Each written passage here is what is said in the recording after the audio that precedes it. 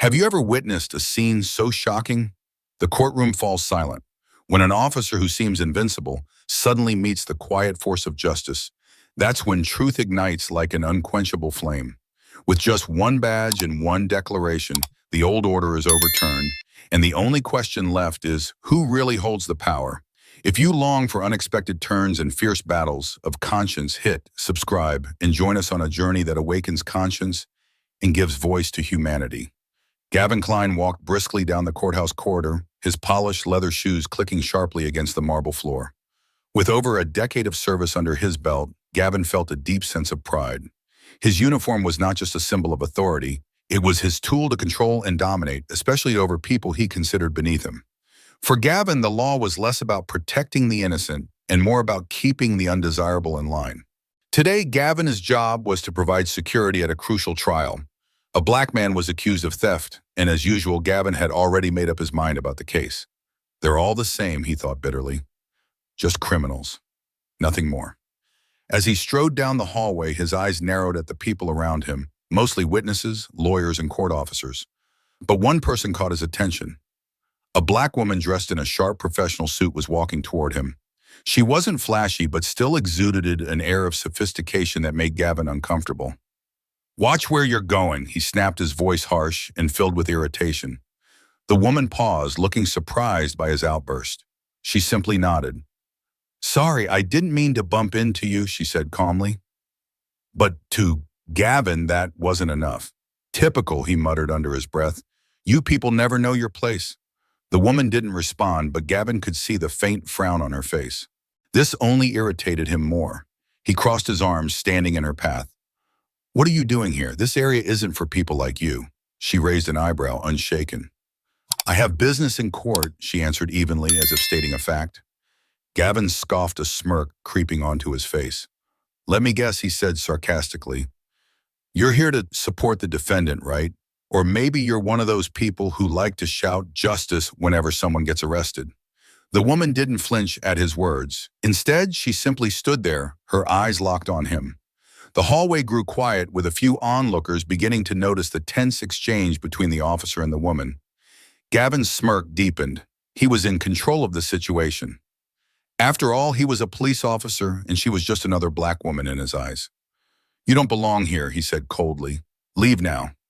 The woman's expression didn't change. She remained calm, almost detached. "I have every right to be here," she stated, her voice firm yet composed. Gavin's temper flared. "I don't think so," he sneered. "I'm not letting you disrupt things here." Without a second thought, he raised his hand, signaling to two other officers nearby. "Take her out," he ordered. The two officers exchanged uncertain glances, but under Gavin's command approached the woman. "Please leave the area," one of them said hesitantly. But the woman didn't move. She didn't argue, nor did she show any fear. She just stood still, her eyes locked on Gavin, as unblinking and unwavering. Gavin felt a twinge of frustration. He stepped forward and gave the order, again this time more forcefully. "I said get her out." The officers grabbed the woman by the arms, pulling her toward the door. The air around them thickened as murmurs began to rise from the crowd in the hallway. Some people stared in disbelief. Others started to whisper among themselves. But Gavin was too caught up in his own sense of authority to notice. He watched the woman being dragged out, a sense of satisfaction momentarily filling him. Before the door closed behind her, the woman turned slightly, meeting his gaze one last time. For the briefest moment, Gavin felt a chill run down his spine. There was something in her eyes, a calmness that unsettled him, but he quickly dismissed it. "Just another black woman put in her place," he muttered under his breath, trying to push the feeling away. Gavin Klein stood tall, arms crossed, watching the woman being forcibly removed from the courtroom. His colleagues at the security checkpoint followed his orders without question, their hands gripping her arms tightly as they escorted her out. He felt a surge of satisfaction. This was how things should be. A black woman daring to challenge his authority had been put in her place. As she passed through the doorway, Gavin allowed himself a smug smile. But before the door fully shut behind her, she turned her head slightly, her eyes locking onto his for a moment. The air in the hallway grew still. It was a fleeting glance, but in it, Gavin felt something strange, something he couldn't quite place. The woman's eyes were cold, calculating. But there was something else. It wasn't fear or anger, just an unnerving calmness, It was as if she wasn't rattled in the slightest by the ordeal, as though it didn't matter to her at all. The thought sent a chill down Gavin's spine, but he quickly shrugged it off. She was just another black person, after all, one that needed to be taught a lesson. Gavin shook his head, trying to clear the unsettling feeling. He turned his attention back to the hallway, but something had shifted. People were looking at him differently now, some in confusion, others in silent judgment. A few court officers glanced his way, their eyes uneasy, but no one spoke. Still, the tension was building, and Gavin's earlier confidence began to waver. That's when Oliver Prescott, a prominent civil rights lawyer known for his courtroom victories, stepped into the scene. He had been watching the exchange from a distance, and now he approached Gavin. His face was unreadable. Gavin Prescott said, his voice calm but sharp. "Do you know what you've just done?" Gavin turned to him, his expression hard. "I did what I had to do. She didn't belong here." Prescott's eyes narrowed. He shook his head. "You just kicked out one of the most important people in this country." He glanced briefly toward where the woman had disappeared. "That woman is Dr. Celeste Davenport, Deputy Director of Federal Security. You just threw out a high-ranking government official." Gavin froze. For the first time, his arrogance cracked. His mind raced. Dr. Celeste Davenport, Deputy Director of Federal Security. The realization hit like a freight train. A heavy silence fell. Gavin's face went pale. His world, once secure, was beginning to collapse. As if on cue, Dr. Davenport's voice rang out from the hallway, calm but firm. "I need a task force here immediately," she said into her phone. The words echoed in Gavin's ears. His body locked in place. Prescott, now watching him closely, spoke again. "I suggest you prepare an explanation for your actions," he warned, "because I promise you this is only the beginning." Gavin's heart sank. He had no idea how deep this would go. Around them, murmurs grew. A few witnesses pulled out their phones. Others whispered in hushed tones. The incident was spreading fast, and Gavin had no way out. Just then, a voice snapped him from his thoughts. It was the Chief Justice of the court, a stern man in his 80s who had watched the entire exchange. "Officer Klein," the Chief Justice's voice thundered through the hallway, sharp and commanding. "You need to report to my office, immediately." Gavin's stomach twisted. His heart raced as the weight of the situation pressed down on him. He stammered, trying to defend himself. "I didn't do anything wrong, I was just doing my job." But the Chief Justice cut him off, voice sharp and cold. "Your job is not to disrespect and remove a government official officer. Now get to my office, now." Gavin stood there, stunned. His mind was a blur. He couldn't believe what was happening. But he had no choice, he had to go. And he knew that once he walked through those doors, nothing would ever be the same. His legs felt like lead as he trudged down the hallway to the Chief Justice's office. The tension in the air was suffocating. Every step felt heavier than the last. His mind kept replaying the moment when Dr. Celeste Davenport revealed her true identity, Deputy Director of Federal Security, a high-ranking government official. The weight of his mistake grew with every second. He had always believed his uniform and badge gave him invincibility. But now, with the entire courthouse watching and the reality of what he'd done setting in, he felt more exposed than ever. His pride had just been shattered, and the consequences were beginning. The Chief Justice's office was cold and silent when he arrived. As he stepped inside, several court officials were already waiting. Gavin's chest tightened as he was ushered into the room. All eyes were on him. The weight of their collective gaze was crushing. "Sit down, Officer Klein," the Chief Justice ordered. Gavin obeyed, his brow already damp with sweat. He wanted to speak to defend himself, but no words came. What could he even say to justify what he'd done? Deep down, he knew there was no excuse. After a long, uncomfortable silence, the Chief Justice finally spoke. "We've already received word from the Federal Security Office. I've been informed of your actions today. Do you understand the magnitude of what you've done?" Gavin tried to answer, but no sound came out. He simply nodded. His throat was dry. His thoughts were too clouded. The Chief Justice's tone hardened.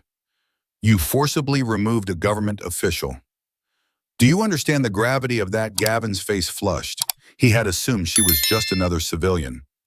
Now, seeing the room's reaction, he realized how deeply he had misjudged. Whispers spread. Phones buzzed. The media was already picking up the story. In under an hour, his actions had sparked a scandal. The door opened. Oliver Prescott stepped in, grim. Gavin, he said, not angry but disappointed. I tried to warn you. I was doing my job, Gavin muttered. No, Prescott said. Your job is to protect, not humiliate. You broke your oath. Outside, the footage went viral. Activists rallied. Headlines exploded. Gavin's name trended for all the wrong reasons. His phone buzzed. Calls are flooding, and a colleague wrote, the higher-ups are furious. By morning, everything had changed. Inside the station, silence replaced respect. Even close allies turned cold. They're coming for you, someone said. This is it. Later, the chief inspector summoned him. A stack of complaints, racial profiling, misconduct was laid on the desk. We've had these for years, the chief said. Yesterday made them impossible to ignore. This is the end. Gavin didn't speak. The consequences had arrived, and there was no way out. Meanwhile, at a different precinct, Sergeant Eric Mason, a voice called. The sergeant looked up to see Nathan Cole standing in the doorway, jaw clenched. This wasn't about routine work, it was about his wife. Mason appeared moments later. His confidence faltered when he saw Nathan. I'm Nathan Cole, he said, voice firm. You have my wife in a cell. Release her. Now. Inside, Tiana Cole sat cuffed still, unreadable. But inside, she burned. The door opened. She didn't move. Nathan walked in, eyes locked on hers. Hey, she said softly. One word, heavy with meaning. Nathan crouched, examining her wrists. His jaw tightened. They haven't taken these off. They were waiting on a supervisor, Tiana replied. That's the protocol for black women buying books. Nathan exhaled, steady, controlled, then stood. I'll be right back. At the hearing for Gavin Klein, the verdict was clear. Gavin Klein was guilty of repeated misconduct. The board's voice was firm. You're permanently dismissed. Your behavior is unacceptable. Gavin sat in silence. No defense, no excuses. His badge, gun, and career gone. An officer handed him a box. Gavin placed his badge and weapon inside, hands shaking. It was over. In the hallway, Lorraine Bennett watched. Her gaze was calm, unwavering. Justice had been served. Reporters swarmed him outside. Cameras flashed. Do you regret it, one asked. How does it feel to be fired another? Gavin said nothing. He couldn't. His mind was too numb, his body too heavy with the weight of what had just transpired. He walked through the crowd of reporters, his head bowed, knowing that no matter what he said, no one wanted to hear it. His reputation was destroyed. The consequences of his actions had finally caught up with him. As he exited the police station for the last time, Gavin paused outside. He stood there staring at the building that had been his home for over a decade. The weight of his loss settled on him like a physical force. He had once believed he was invincible, that the badge on his chest gave him power over others. But now, standing in front of that building, he realized how wrong he had been. The world had changed, and so had he. But it was too late. Dr. Celeste Davenport had shown him what true authority meant. And in the end, it was the law of justice that had caught up with him. And Gavin Klein would never forget the price of his arrogance. Nathan Cole's steps were sharp and deliberate as he marched down the hallway, each footfall echoing off the sterile walls of the precinct. The entire building seemed to still in his presence. Officers glanced up from their desks. Some whispered, others simply looked away, but no one dared to stop him. He didn't knock when he reached the sergeant's office. He simply pushed the door open. Sergeant Eric Mason was standing behind his desk, pretending to review a file, but the tension in his jaw betrayed him. He looked up, trying to hold on to the last shred of authority he thought he had. Nathan didn't waste time. You are going to walk into that holding cell, he said, his voice low, precise, each word measured like a weapon, and you are going to unlock those cuffs. Then you are going to say her name, and you are going to apologize for every second she spent in there because of your arrogance. Mason's mouth opened, but no words came. He was caught cornered by the truth stripped of his power. This isn't protocol, Nathan added. It's profiling, and I will not let it slide. There was silence, just the faint hum of a ceiling light above. Finally, Mason moved. Slowly, reluctantly, he reached for the keyring on his belt and walked past Nathan without a word. Nathan followed him back down the hall, his presence looming like a storm cloud. At the cell door, Mason hesitated. His hands shook slightly as he unlocked the door and stepped inside. Tiana Cole, he muttered, avoiding eye contact. You're free to go. I'm sorry. Tiana stood up slowly. She didn't look at him, didn't speak. She simply held out her wrists. Mason removed the cuffs, and Tiana took a slow, deliberate breath, rubbing the red marks left behind. Without another word, she stepped past him. Nathan was waiting just outside. When their eyes met, there was no need for conversation. Everything they needed to say was already understood. As they walked out of the precinct together, the air outside hit her like a wave of clarity. Cameras had started to gather. Reporters were shouting questions. But Tiana didn't stop. She didn't need a microphone to be heard. The world would know what happened here, and it would never happen again. Weeks after the incident, the aftermath had yet to settle. The video of Tiana's arrest had gone viral, sparking outrage across the country. The media didn't just care because she was the wife of a senior FBI official. Tiana had become a symbol for Black women who are constantly questioned, dismissed, and violated simply for existing in places others think they don't belong. Tiana chose not to stay silent. She began speaking at forums, accepting interviews, and sharing her story at universities and justice reform summits. But she didn't speak as a victim. She stood as a survivor, a voice. "I'm not the first," she said during a public event, "and if we do nothing, I won't be the last." Meanwhile, Nathan continued his work at the FBI, but quietly pushed for internal investigations and systemic reforms. He sat through long meetings, wrote detailed reports, and testified in hearings, never missing a chance to push change. And every push started with one reason, Tiana. Months later, the city of Alexandria announced a series of police reforms, including new bias training, independent oversight of civilian arrests, and improved community response systems. While some dismissed it as overreaction, many, especially Black women, found strength and hope in Tiana's courage. The changes didn't erase what Tiana had endured, but they proved one thing: silence is never an option. And when one person stands up, thousands more can rise behind them. Tiana didn't choose this fight, but she turned it into a legacy of justice, a legacy of awakening. This story reminds us that each of us can be a torchbearer of truth amid the darkness of prejudice. True strength lies in the willingness to cast aside fear, speak what no one dares to say, and force the system to confront its failings. It shows that when one person stands up, millions more awaken. The message here isn't just to fight racial injustice, but to challenge each viewer to ask themselves, what would I do if I witnessed wrongdoing? Now I want to hear from you. How do you feel about the woman's decision to leverage her badge to claim justice?